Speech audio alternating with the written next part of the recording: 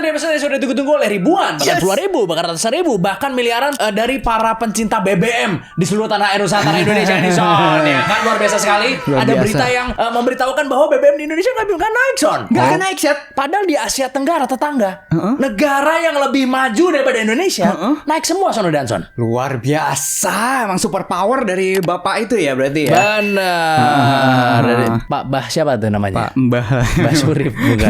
Astagfirullah. Saya sangat menyukai Mbah Surip saya. Iya. Bukan ya? Karena sampai ada di ranking kan kayak kenaikan sejak perang gitu kan. Pak, ini cuma peringkat 1, cuma 5% kenaikannya. Wah, luar biasa. Sedangkan negara lain, udah nggak jelas sudah. Belasan persen. Luar biasa sekali bisa menahan harga BBM gitu ya, Son ya, yang seharusnya kira-kira alternatifnya apa, Chat? defisit fiskal, Son, atau nggak tahu saya tapi katanya kan diabsorb katanya. Benar, soalnya katanya di dalam perang ini jangan bikin skenario ekonomi rusak katanya. Karena banyak sekali skenario yang menguntungkan. Harga batu bara naik katanya. Oh iya ya? Iya, ada yang bilang begitu, Son. Gila, Ada yang bilang begitu. gila, Berarti Indonesia tenang saja ya kan. Kita adalah warga BBM berarti ya, Son ya. Karena harga tidak naik, maka dari itu nggak usah ganti baterai berarti kalau itu. Apa gimana, Son? Kan aman, gak apa-apa berarti. Hybrid lah. Hybrid nggak apa-apa ya. Tetap ada setengah baterai, setengah bensin gitu ya, Son ya. Oke, kali ini kita akan langsung mulai saja ya kan di episode dimana saya sudah menunggu-nunggu sekali episode ini, Son, karena episode ini kita yang bikin ya berdua ya kali ini, Son ya. Karena kita beberapa minggu yang lalu kita nggak sempat untuk live bareng sama teman-teman. Tapi di minggu depan harusnya kita live ya, Son ya, hari Selasa ya, Son ya. Iya. Sekalian review bintang tamu ya. Benar. Dan kita biasanya kalau di live itu kita mengajak para penonton untuk ikut menentukan apa yang kita bicarakan di episode selanjutnya, Son ya. Yes. Berpartisipasi ya kan, karena ini adalah channel demokratis yang otoriter, Son. Oke, selamat datang di episode terbaru dari Di Atas 12.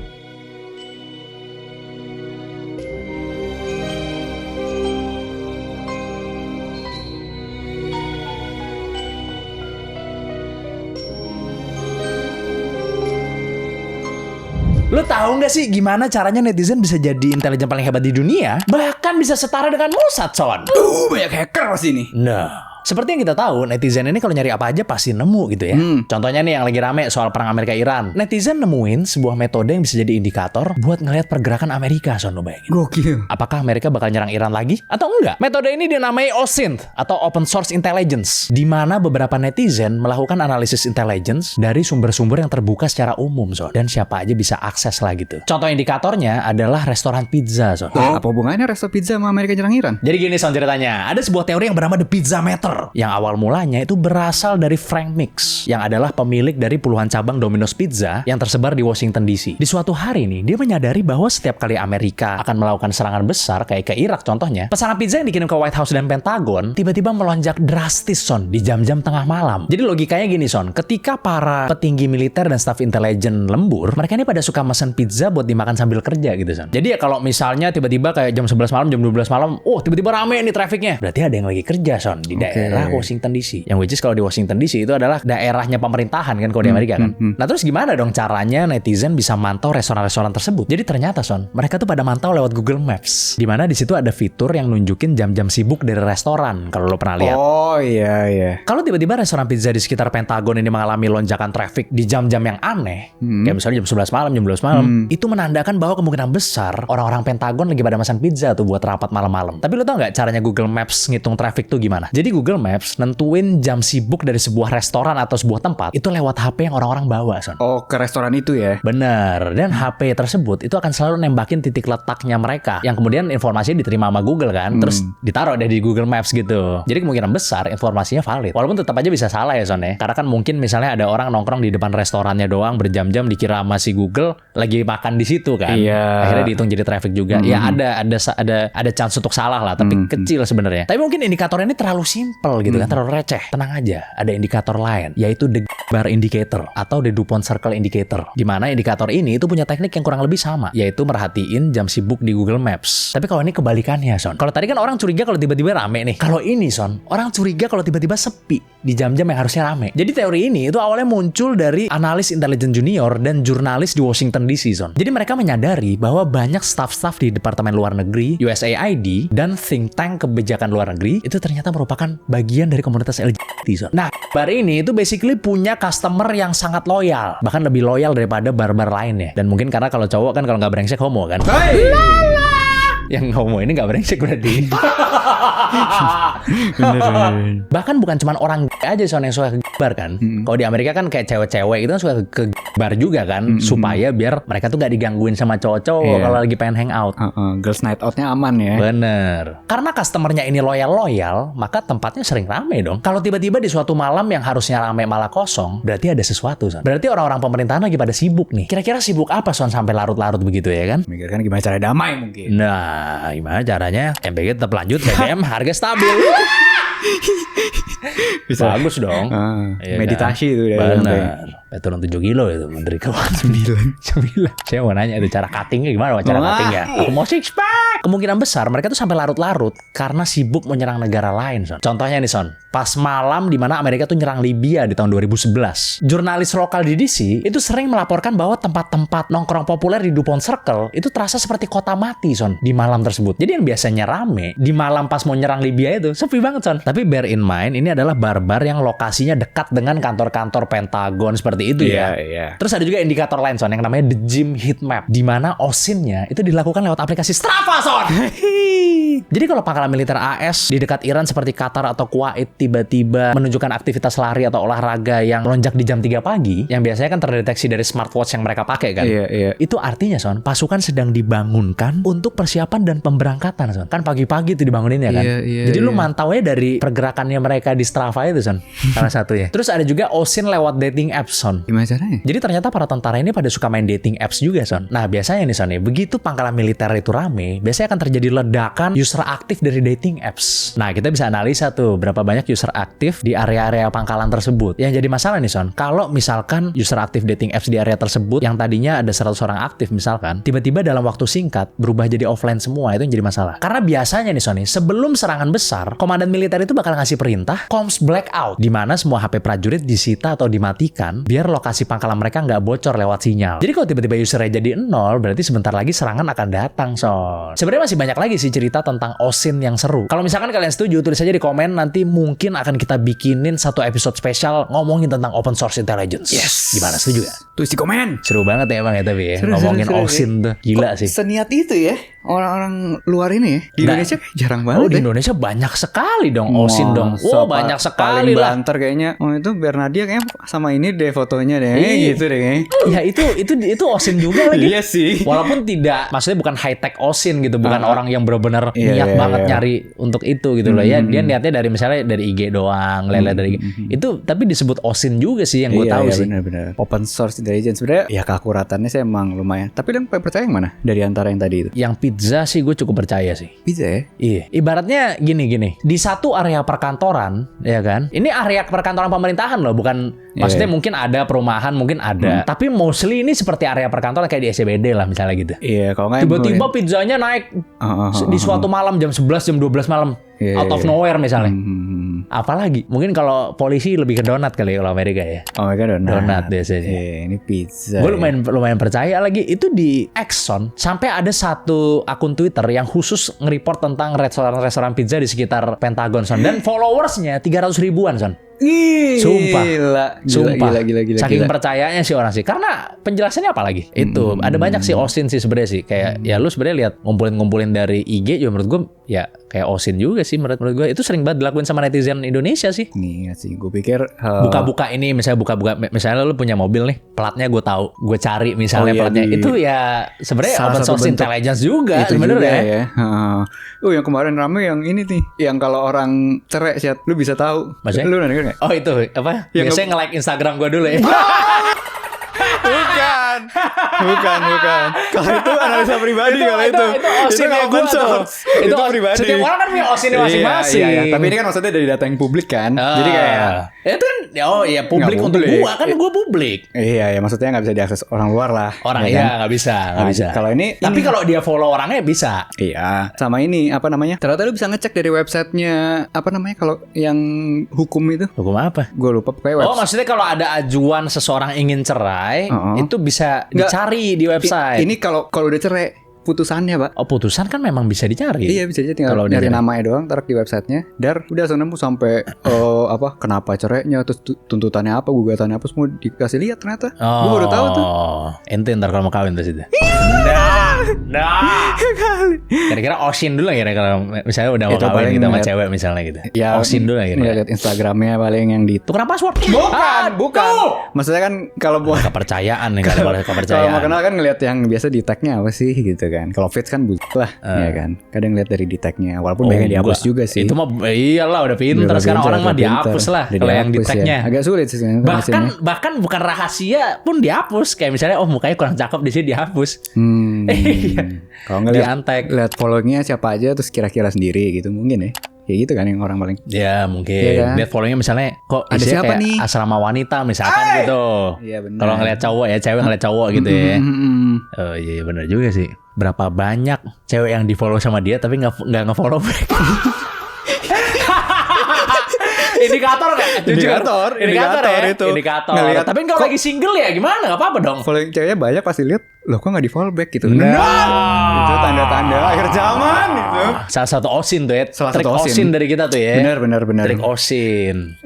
Tapi kalau lagi single nggak apa-apa dong, wajar. Iya, itu 90% akurat kayaknya kalau yang itu ya. Itu 90% akurat sih. 90% akurat itu. Kalau misalnya wah following cewek banyak nih. Nah. Dibuka kok nggak nge-follow back. Oke, coba lihat lagi. Sampai 10 aja nggak nge-follow back. Nah, itu berarti lagi gatel banget tuh. Gatel tuh. Lagi gatel tuh Iya, Osin iya. trik dari kita ya Iya, untuk melihat iya, iya. laki-laki tuh. Iya, lihat laki-laki itu. Kok lihat cewek gimana sih? Lihat cewek. Ada nggak ya? Osinnya gitu ya. Cara biar nggak ketep. Lihat tuh Twitternya dia yang dulu. Sudah pasti di private dong. Gitu. Aku nggak perlu tukeran password nggak perlu. Tapi aku mau lihat Twitter kamu yang dulu. Lah. Atau ngelihat Iya kan? history chat GPT-nya mungkin bisa juga. Nah, gue tahu Osin ada Apa tuh? buat nilai cewek nih ya. Iya. Lihat reposan TikToknya. Bener gak? Bener lagi. Iya. Ngeliatnya Iya kan? ada beban apa ini di sini Nah. gitu kan. Iya. Lihat Baggage apa nih di sini? Iya, bisa tuh, bisa. Lihat tuh. reposan TikTok tuh. Gue ada Bisa, satu. Lo apa bisa. lo? Aduh. Loh. Kok nih nge-follow klub gitu kan? Nah, itu bisa juga tuh. Oh bisa Ya salah satunya. Follow klub. Kalau restoran mewah gimana sih di follow chat? Restoran mewah nggak Fancy apa-apa. gitu. Nggak apa-apa. 20 biji restoran fancy semua. Mungkin dia gitu. mau dapat free refill kentang misalnya gitu kan, suruh follow dulu kan bisa aja. Bisa sih. Bisa. Kalau mau dapat free refill kentang follow dulu ya kak kan Iya, bisa. bisa sih. Bisa aja, nggak ada Iya, masalah gue nggak ada mah. masalah. Justru hemat deh. Jadi ya kalau follow klub mungkin iya sih kayaknya sih. Tapi jarang lah cewek follow klub mah. Lumayan nih. Itu buat nyari guest list doang kayaknya tuh, ya, biar masuknya gratis gitu kayaknya. Ya kan? Iya. Mungkin begitu ya kan. Bisa, Gitu lah itu apa tips Osin dari kita. Sebenarnya Osin masih banyak banget. Banget. Sebenarnya gue tertarik banget sih mau ngebahas Osin ini Son sebenarnya. Kalau misalnya penonton setuju mungkin kita akan undang salah satu expert di dunia Osin yang emang kerjaannya Osin gimana Son? Emang ada? Oh ada dong. Oke. Ada dong. Boleh. Seru gak kira-kira Seru episode itu? sih. Coba menurut kalian seru apa enggak ya? Coba tulis di komen. Tulis di komen. Oke? Tapi ngomong-ngomong soal konflik antar negara, Chat, gue juga punya cerita nih. Waduh, cerita apa itu? Ceritain ya. Ya. Lo tahu gak sih dua negara ini perang cuma gara-gara ikan goreng, Chat? Waduh, kok bisa gitu, Son? Negara apa kucing ini, Son? Ini adalah perang yang bikin NATO sampai ketar-ketir. Dan dua negara hampir putus hubungan diplomatik, Chat. Jadi gini ceritanya. Inggris itu kan cinta mati sama fish and chips ya. Dan bahan baku utamanya adalah ikan kod. Masalahnya, stok ikan kod paling melimpah itu ada di perairan Islandia, Chat. Dan awalnya tuh emang semua orang bebas mancing di sana. Tapi Iceland tuh mulai sadar nih, kalau dibiarin terus, ikan mereka bisa habis dan ekonomi mereka bakal hancur karena mereka cuma ngandelin industri dari perikanan gitu kan. Akhirnya suatu hari Iceland tuh mengumumkan bahwa wilayah perairan laut mereka naik dari 4 mil ke 12 mil, Chat. Di situ Inggris jelas nolak mentah-mentah. Inggris sampai ngirim puluhan kapal perang Royal Navy-nya, Chat, untuk mengawal kapal ikan mereka. Di situ mulai ada ketegangan tuh. Karena kapal Coast Guard atau patrolinya Iceland mencoba menangkap kapal nelayannya Inggris, tapi dihalangin sama kapal perangnya Inggris, ya kan. Sampai-sampai terjadi saling serempet sama gertakan meriam. Tapi Inggris akhirnya menyerah karena biaya kirim kapal perangnya jauh lebih mahal dari biaya ikannya.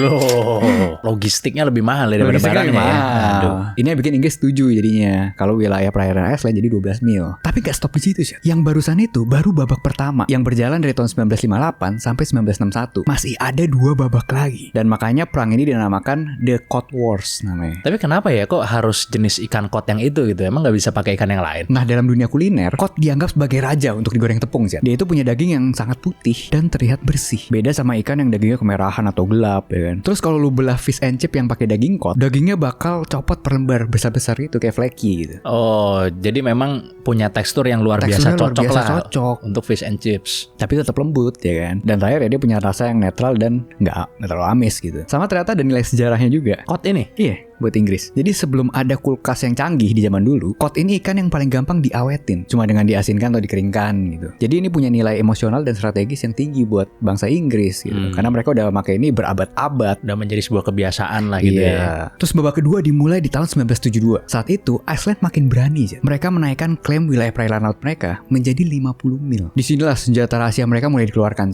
namanya net cutter atau pemotong jaring. Iceland jadi masang alat itu ke belakang kapal terus ditarik gitu. Jadi ngerobek jaring-jaring nelayan Inggris. Bayangin jaring itu kan mahal di situ kan. Harganya bisa ribuan pound, puluhan sampai ratusan juta lah nilainya. Beserta tontonan ikan kod yang udah diambil itu tenggelam semua ke dasar laut. Nah, di situ mulai panas lagi. Kapal perang Inggris tuh mulai nabrak-nabrakin kapal patrolnya si Iceland. Dan di sini Iceland mulai ngancem sih kalau dia bakal memutus hubungan diplomatik. Dan sampailah kita ke babak terakhir yang terjadi di tahun 1975 sampai 1976. Ini tuh adalah fase paling berbahaya. Bayangin di sini Iceland mengklaim 200 mil dari untuk wilayah lautnya sih. Wah. Maruk sekali nih. Tapi di sini kan Iceland tahu kalau mereka nggak mungkin menang kalau perang secara terbuka kan. Jadi mereka mainin kartu politik paling gila di era perang dingin Zed. Wah, apa itu? Menitipkan anak menjadi wapres? Bukan. Mengambil partai? Bukan juga. Ambil pabrik gula enggak juga? Enggak. Jadi kalau NATO nggak bisa nyuruh Inggris keluar dari laut mereka, hari ini saya sampaikan saya akan lawan. Nggak ya, itu di Jogja bukan di Iceland kalau itu. Mereka bilang kami akan keluar dari NATO dan akan menutup pangkalan udara Keflavik. Di situ NATO mulai panik dong, karena di tahun 70-an Uni Soviet lagi kuat-kuatnya Zed. Nah, pangkalan Keflavik di Iceland itu satu-satunya titik buat nyegat kapal selam nuklirnya Soviet yang mau masuk ke Samudra Atlantik. Jadi kalau sampai Iceland netral atau worst case-nya join ke Soviet, Amerika Serikat dan NATO sudah pasti bakalan tamat di situ. Akhirnya cerita, Amerika Serikat langsung menekan Inggris habis-habisan. Menteri Luar Negeri Inggris saat itu dipaksa tunduk akhirnya. Dan di bulan Juni 1976, Inggris menyetujui perjanjian yang dibuat oleh Iceland. Yang pertama, Inggris nyetujuin zona 200 milnya si Iceland. Kedua, cuma jumlah kecil kapal Inggris yang boleh masuk. Benar-benar terbatas banget lah. Yang ketiga, Inggris harus benar-benar angkat kaki dari sana. Dan di sini dampaknya buat Inggris parah banget. Industri perikanannya di pantai timur Inggris itu udah benar-benar mati total deh. Terus Inggris harus beralih ke ikan jenis lain kayak haddock atau pollock. Tuna nggak bisa tuna. Nggak bisa. Sarden kan. Senengan negara kita tuh sarden. Ini ya. Fish and chip lah. Buat chipsnya maksudnya bukan fishnya. Jadi fish chop. Karena makanan favorit mereka harus impor, itu harganya jadi mahal gitu kan. Terus fun fact juga nih, aksi nekat Iceland ini sebenarnya mempelopori aturan zona ekonomi eksklusif 200 mil yang sekarang diakui PBB dan dipakai semua negara termasuk Indonesia. Wah, akhirnya damai berarti ya. Ya selesai lah. mau lah ditekan Amerika. Ditekan Amerika bener. Tapi ada sedikit pesan tadi dari manajer, katanya itu kok ngomongin alkohol mulu katanya tadi. Itu apa? Iceland tadi katanya. Kata manajer gitu katanya. Gak boleh katanya, jangan ngomongin alkohol. Parah lu. Parah. Ternyata baru tahu dia kalau Iceland itu ternyata nama negara ya ternyata. Bukan nama botol ya. Baru tahu dia ternyata. Gitu. Katanya begitu tadi ditegur gua. Oke. Jangan ini dong. Pasti dolar kuning ini kamu ngomongin alkohol Iya, terus. gimana sih begitu? Kita kan sangat channel Islami nih ya. Boleh.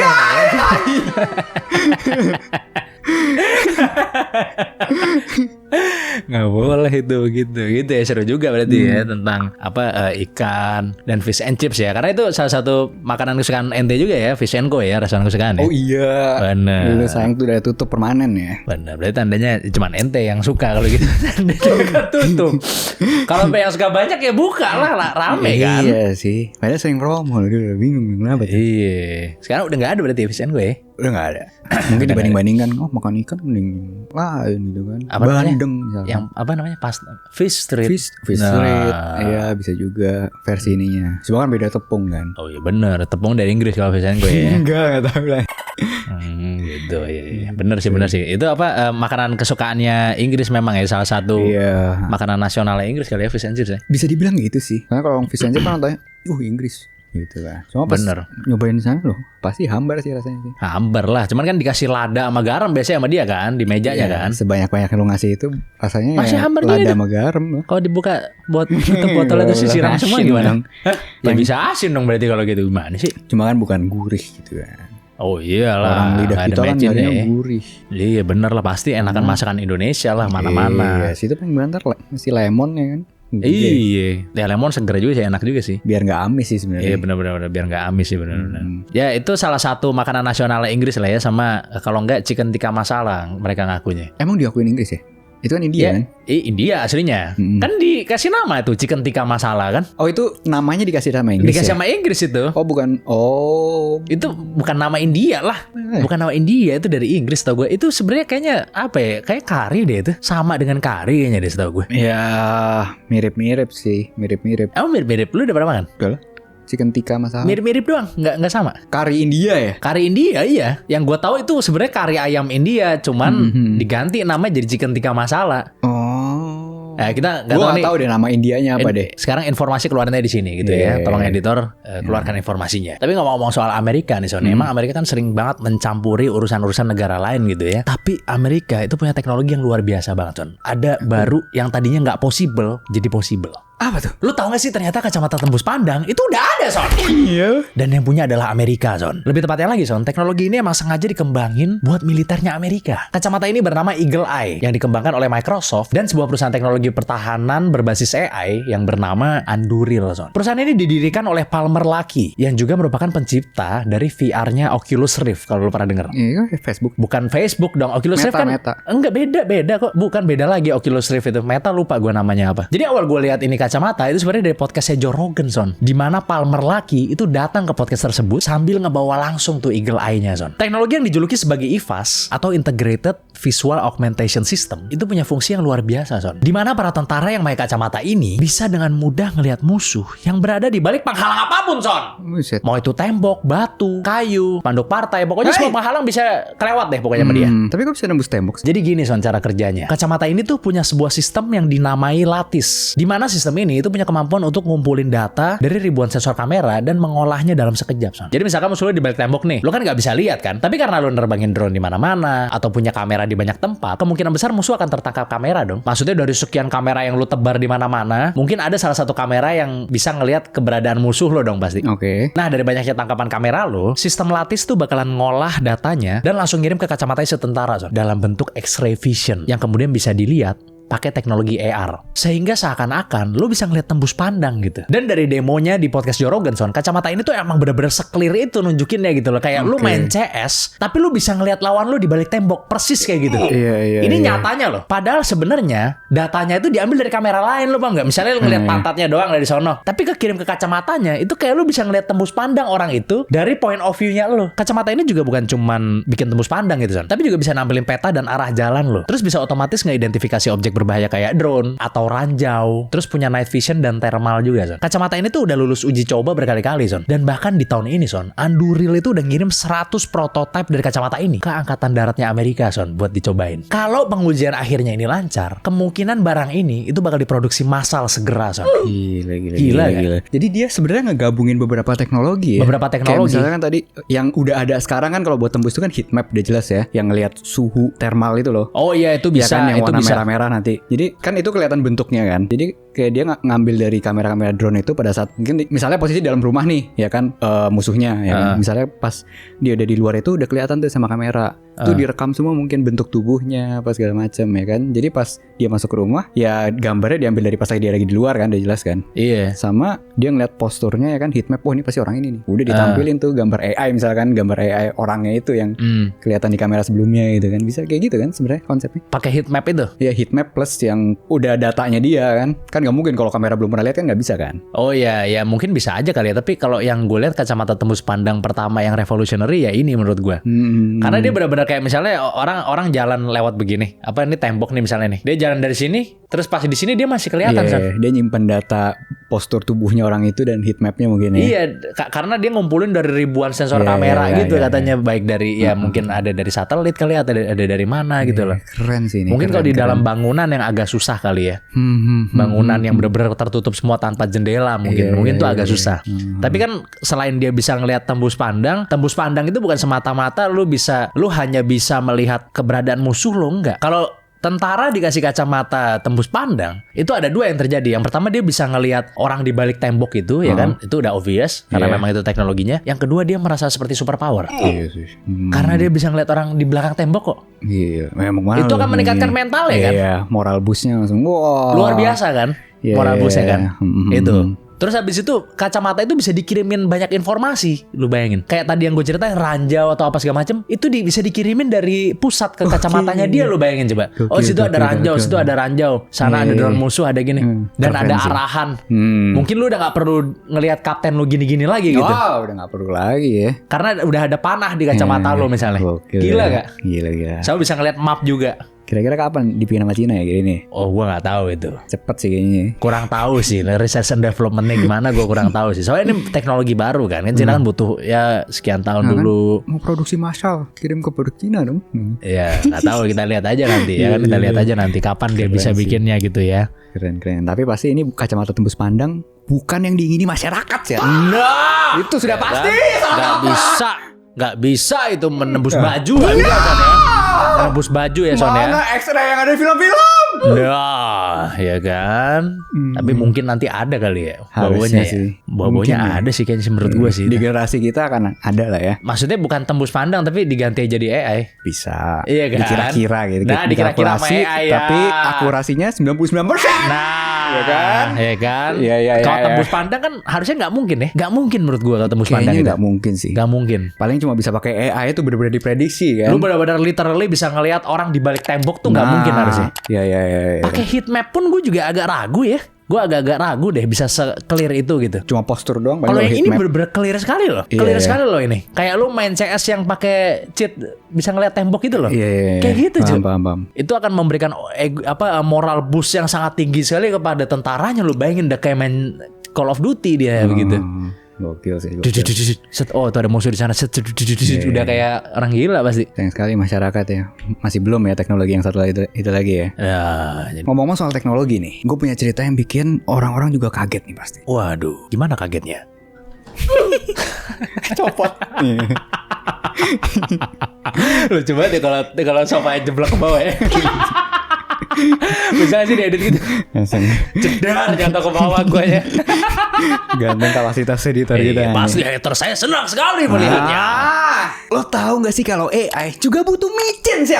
Waduh, kok bisa gitu Son? Di balik canggihnya ChatGPT, Gemini, atau kartu grafisnya Nvidia, ternyata ada bumbu rahasia buatan Ajinomoto sih. Waduh, kok bisa gitu Son? Tapi mereka nggak masukin bubuk putih ke dalam mesinnya ya. Maksudnya buat yang bikinnya apa gimana, ambil nyemil micin pas bikinnya? Hah?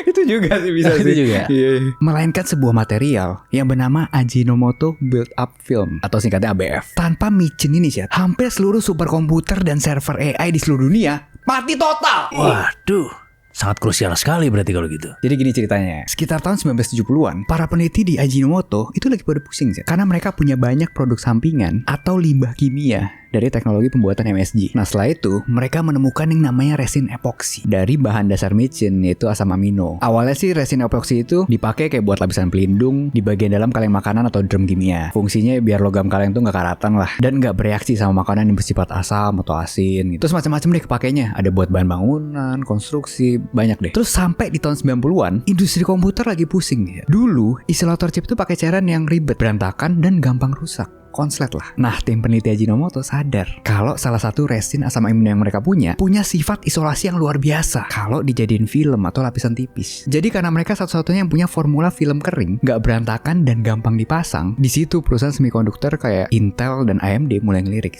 Gampangnya gini deh, di dalam sebuah microchip modern itu kan terdapat miliaran sirkuit yang sangat rapat ya. Nah, supaya antar sirkuit ini nggak konslet dan sinyalnya bisa jalan super cepat, mereka butuh lapisan isolator yang tipis tapi kuat. Nah, disinilah ABF berperan buat jadi penyekat sekaligus perekatnya juga. Dan lo juga mesti tahu kan kalau chip AI itu kan panas banget. Nah si ABF ini kuat nahan suhu tinggi dan gak memuai sama sekali. Terus terakhir juga presisinya gak main-main. Dia bisa dicetak dengan jalur kabel yang ukurannya nanometer doang. Jadi sampai saat ini Ajinomoto menguasai hampir 100% dari pangsa pasar untuk isolator ini sih. Hampir semua produsen chip papan atas kayak TSMC, Intel, AMD, Nvidia itu pakai ABF ini semua. Jadi kalau tiba-tiba Ajinomoto berhenti produksi, pabrik chip di seluruh dunia bisa lumpuh sih. Kalau dia nggak punya inventory gitu ya. Kan terbatas ya.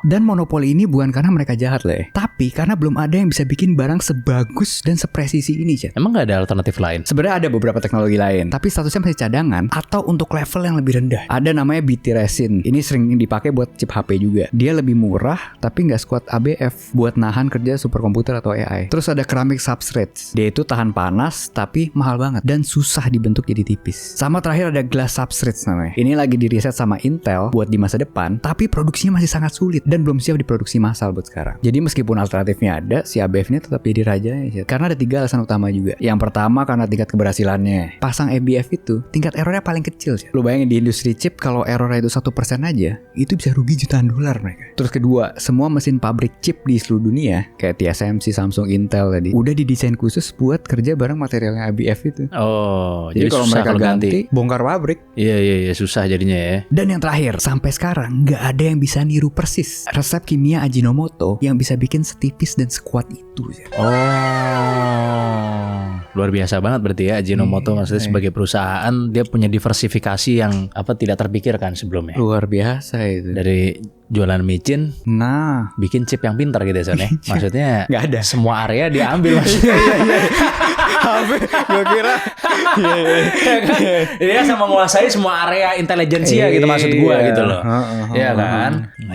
Keren itu, gue akuin keren sih begitu sih. Jadi teknologinya kan bikin ini asam amino itu sih. Ahli kimia asam amino lah. Benar. Mungkin nomor 1 di dunia dia itu. Mungkin bentar lagi masuk ke peptide ya dia mungkin. Karena kan peptide kan dari asam amino. Iya kan? Jangan-jangan kayak di riset megang sahamnya loh. Nah, saya kasih ide tuh Ajinomoto, silakan. Ini Ajinomoto. Silahkan peptide ya, bikin peptide. Nah, ide gratis untuk CEO Ajinomoto. Ngajak saya makan siang boleh. Tapi jangan MBG ya. Tapi emang banyak ya perusahaan-perusahaan, maksudnya yang tadinya dia perusahaan alat musik jadi bikin motor, Yamaha misalnya gitu-gitu ya. Kayak Siemens, perusahaan HP berubah jadi perusahaan alat-alat ya, fotokopi gitu-gitu kan. Ya, Samsung kantor, gitu-gitu juga kan. rumah sakit. Ya emang kalau perusahaan udah gede mah makin banyak lah lini bisnisnya ya. Iya, kalau enggak berat itu, persaingan makin ketat kan. Bener. Apalagi kan investor pasti akan excited kalau kita akan masuk ke lini bisnis baru.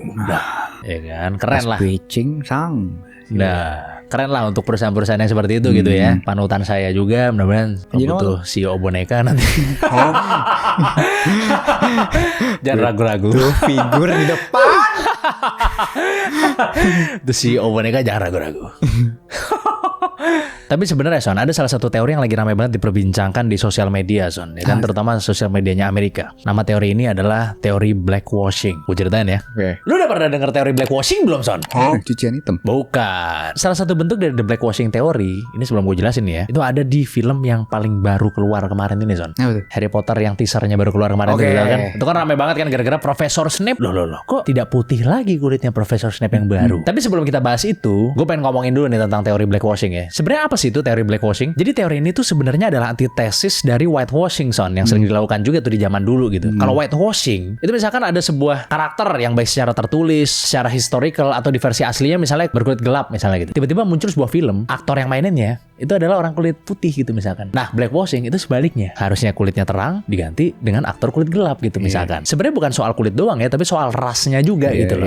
Jadi istilah ini Son, itu mulai populer di sekitar pertengahan dari tahun 2010-an Son. Yang diduga-duga nih Son, bermula dari Hollywood yang mencoba untuk jadi lebih inklusif. Bahkan lo tau nggak? Bukan cuma Hollywood Son, tapi Oscar juga pengen inklusif. Jadi kalau film lo mau masuk nominasi Best Picture, film tersebut harus memenuhi minimal 2 dari 4 inclusion standard. Standar yang pertama nih Son nih, dimana minimal satu aktor utama atau supporting actor itu harus berasal dari ras yang underrepresented Son, seperti Asia, Latin, African dan lain-lain gitu. Atau minimal 30% dari peran kecil itu harus naruh aktor-aktor LGBT, disabilitas atau kelompok etnis yang underrepresented tadi Son. Mungkin ini jadi salah satu alasan juga kali ya kenapa film sekarang tuh selalu ada LGBT Iya gitu. Oke, kita balik ke blackwashing teori ya. Salah satu contoh kasus paling viral dari blackwashing itu adalah ketika Netflix ngerilis sebuah dokudrama yang berjudul Queen Cleopatra di tahun 2023 lah tepatnya. Karakter dari Cleopatra the Seventh itu di sini dimainkan oleh seorang aktris yang bernama Adele James yang merupakan orang kulit hitam. Padahal Cleopatra itu orang kulit putih, Son. Bahkan pemerintah Mesir aja itu sampai klarifikasi, Son. Kalau Cleopatra ini itu adalah turunan dari Yunani Makedonia yang kulitnya itu udah pasti putih gitu. Oke, nggak mungkin gelap ya. Nggak mungkin gelap. Bahkan beberapa arkeolog Mesir itu sampai nuntut Netflix, Son.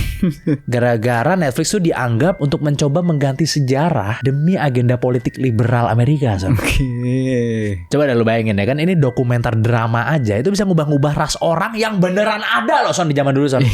Orang ini beneran ada loh, bukan karakter fiktif loh. Bukan sesimpel dramatisasi gitu, bukan ya. Bukan. Ini Oh, memang ininya orang ini diganti. ada. Iya. Maksudnya orang aslinya tuh ada. Dan semua orang tahu rasnya apa, tapi diganti sama ras yang lain Iya. gitu loh. Jadi kayak misalnya mainin peran riset gitu, tapi yang jadi gue Cindo misalkan gitu contoh. Ya, ini contoh aja contoh. Iya. Ya kan? Atau lu yang jadi lu orang Arab misalnya Iya, gitu. iya. Kayak gitu aja. Terus dulu juga sempat rame tuh soal film The Little Mermaid yang diperanin sama Halle Bailey. Dimana karakter mermaid itu kan dari dulu udah erat banget tuh sama rambut merah dan kulit putihnya. Waktu itu tuh sampai viral, Son. #NotMyAriel. Gara-gara banyak orang yang ngerasa identitas asli Ariel adalah bagian dari warisan budayanya Hans Christian Andersen, Son, yang bikin Little Mermaid. Tapi kok bisa diubah gitu aja gitu. Terus yang terakhir kemarin ada karakternya Profesor Snape, Son, yang diubah jadi gelap gitu. Dan langsung ramai banget tuh di sosmed ya kan, karena Harry Potter kan salah satu film yang fansnya sangat banyak sekali. Garis keras banyak kan. Garis keras. Karena dari bukunya pun udah banyak fans garis kerasnya. Iya. Sampai aktornya juga dihujat parah tuh di sosmednya dia. Gila. Aktor yang Yang mainin gelap. Snape, dihujat abis itu di sosmed. Gila sih. Tapi emang garis keras banget sih fans Harry Potter. Tapi gue lumayan paham gitu kenapa orang kecewa, walaupun tetap pembulian tetap tidak bisa dibenarkan ya, karena itu SDM rendah banget menurut gue tuh kayak gitu. Tapi gue paham kenapa orang kecewa gitu. Karena di buku karangan J.K. Rowling sendiri kan Profesor Snape tuh punya ciri-ciri fisik, kan. Iya, Yang salah satunya adalah sallow skin atau kulit pucat yang tidak sehat, Son. Pale gitu ya. Iya. Kalau pucat berarti putih dong harusnya, ya kan? Tapi masih ya udahlah ya gitu kan. Kan ini kan karakter fiktif gitu. Yang Cleopatra ini loh kalau gue yang paling kurang setuju tuh yang gitu. Karena ada sejarahnya. Karena emang orangnya ada, bukan sekedar ada sejarah. Lu gimana rasanya kalau lu dimainkan sekian tahun setelah lu mati? Misalnya lu dimainkan sama orang apalah Arab lah misalnya gitu. Kan pasti lu loh kok saya kok Arab gitu kan, masih gitu kan. Tapi gimana menurut kalian? Kalian setuju apa nggak dengan perubahan-perubahan karakter yang seperti ini gitu? Terus sih komen. Karena ya kalau misalnya kita memang nyata orangnya gitu dan memang ada sejarahnya, ya kalau misalnya diubah begitu ya agak keterlaluan menurut gua. Dan ini doku drama loh sekali lagi. Ada dokunya loh depannya loh. Ada dokunya. Cuma nggak tahu deh kalau misalnya diperanin sama karakter yang emang terkenal gitu, mereka masih protes nggak ya? Misalnya nih, orang bikin dokumenter tentang lu nih, lu yang main Reza Rahardian gitu. Kan Arab sih. Agak mirip kan. Lah, masih masuk. Kurang. Sampai ketawa sih manajer kita. Kurang ekstrim. Enggak, bedanya kurang ekstrim. Iya, Berewokan juga, jangan missing the putih. point Gitu tapi. loh. Maksudnya sampai kan rasanya Enggak, masih lu beda yang ngasih gitu. perbandingannya buruk. Bener gak? Iya lah. Kalau nggak siapa ya? Lu ngasih perbandingannya buruk soalnya. Siapa misalnya Chris Evans gitu kan, jauh banget tuh sama gua. Tapi keren gitu asli kan. Iya, misalkan gitu. Chris Evans gitu mainin gua. Ya gua gak seneng kalau gua lah orang gak Oh, akurat gitu. kok. Kan gua gak, itu kan bukan gua gitu. Oh. Iyalah. Kalau seandainya ada yang mau bikin film tentang gua gitu, walaupun nggak mungkin gitu kan. Tapi ya kalau seandainya iya ya gue pasti kurang seneng lah.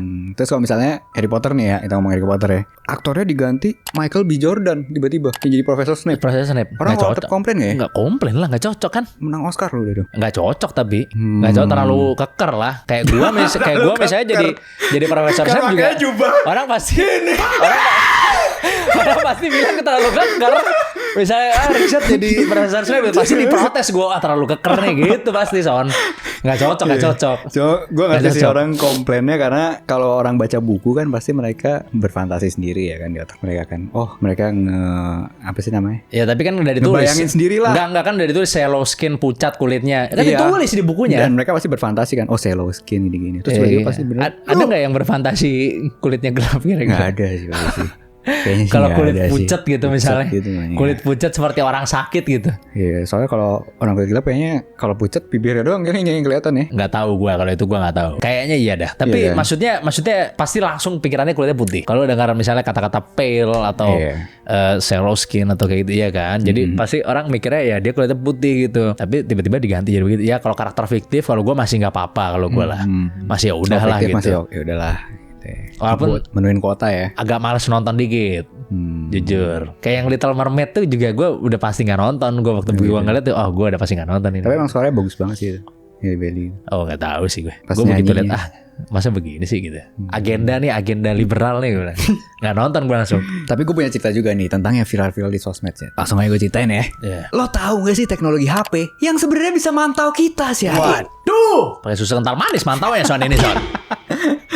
Kemarin sempat rame chat di sosmed yang ngebahas soal teknologi eye tracking atau pelacakan mata. Emang apa sih itu sebenarnya? Simpelnya, eye tracking adalah proses mengukur aktivitas mata. Mulai dari kemana kita ngelihat sampai seberapa lama kita ngelihat satu titik. Jadi teknologi ini bekerja dengan memancarkan sinar infrared yang nggak terlihat oleh mata kita. Nah, pantulan sinar dari mata kita itu ditangkap sama sensor kameranya, yang kemudian dikonversi menjadi data koordinat di layar. Sebenarnya sih teknologi ini punya sisi positif yang luar biasa ya. Yang pertama, membantu penyandang disabilitas mengoperasikan komputer cuma dengan gerakan mata. Terus nyiptain juga teknologi VR atau AR yang lebih nyata lah. Dan terakhir, brand itu jadi tahu bagian mana dari iklan mereka yang benar-benar narik perhatian orang. Terus keluar juga tuh artikel lama yang bilang kalau Facebook itu ngepatenin teknologi ini sih. Tapi ya dibilang di situ nggak tahu kapan dipakainya. Itu artikel 2018. Wah, nggak kapok-kapoknya sih Mark Zuckerberg ini berarti ya.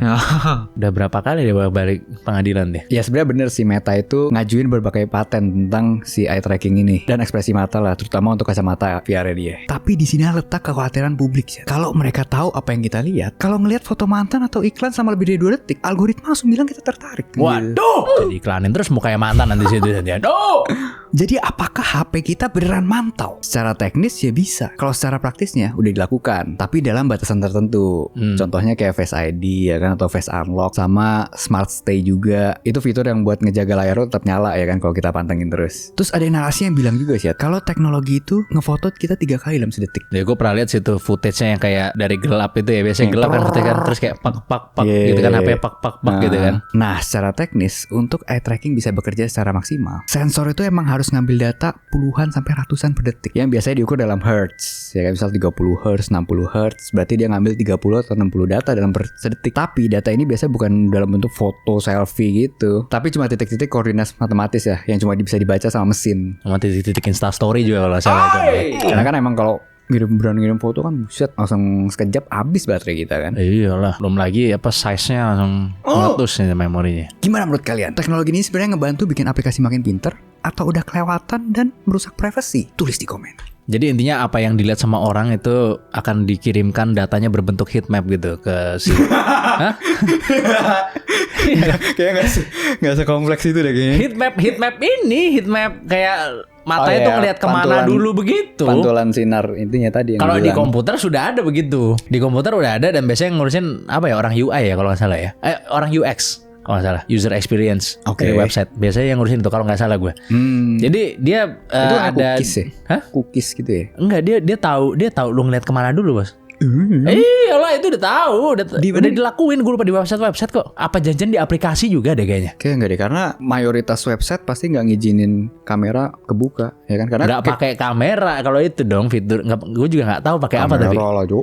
Yang kalau di HP, misalnya di iPhone nih, tulisannya IR itu buat eye tracking itu di kamera biasanya. Oh iya. Tapi di ini bisa di website setahu gue. Coba deh nanti cari ya, bisa apa enggak di website mendeteksi pandangan kita tuh kemana kalau lagi ngelihat website gitu loh. Ini mesti nyari di deep web apa gimana ya? Enggak lah, one Google away. One Google away. Iyalah. Harusnya seingat gue bisa. Kalau website bener-bener harus ngizinin. Kayak misalnya kita sekarang buka Google Map, buka apa Zoom atau Google Meet kan pasti allow izin kamera dulu kan. Itu baru mereka boleh. Oh iya. Ya mungkin dari orang-orang yang allow dibacanya kan bisa aja juga. Soalnya tahu, gue yakin pembuat aplikasi itu tahu orang pertama kali ngeliat kemana. Yakin gue. Kayaknya kalau website nggak mungkin nggak tahu. Website sesimpel yang nge-scroll di bagian itu berapa lama gitu. Nggak, dia ngelihat page-nya itu yang di bagian mana lamanya. Heatmap-nya tuh bentuknya tuh kayak gini. Iyalah. Ada itu ya kan? Iya. Nggak tahu, Cok. Lah dia dulu kerja di agensi dulu. Oh, iya. Iya. Tahu kayak heat map gitu. Jadi dia tahu lu ngeliat kemana gitu. Oh itu. Iya, Ya, yang gua ntar tahu itu coba, sih. Tapi ya kita lihat nanti konfirmasi dari editor gitu ya. Malas Anda ya. Keluarkan di sini datanya. Oke, kalau gitu mendingan langsung aja kita baca komen sekarang. Let's go. Oke, ini komen pertama dari Lukman Harahap 3086 ini ya kan. Dia bertanya Son ini katanya. Ayah Son kapan diundang katanya Son katanya. Saya udah bales di sini ya kan, saya bilang seru banget sih ini gitu. Kapan Ayah Son diundang gitu? Kayaknya agak sulit ya karena belum pensiun ya kan. Oh. Nah, kalau pensiun kan lebih nothing tulus kan. Oh, Benar. sisi gelap dari industrinya dia gitu. Nah, kalau misalnya masih aktif, nyenggol sana sini. Benar. Nanti kalau sudah pensiun berarti Masih bisa ngomongin di inilah. Pantai Indah Kapuk gitu salah satu.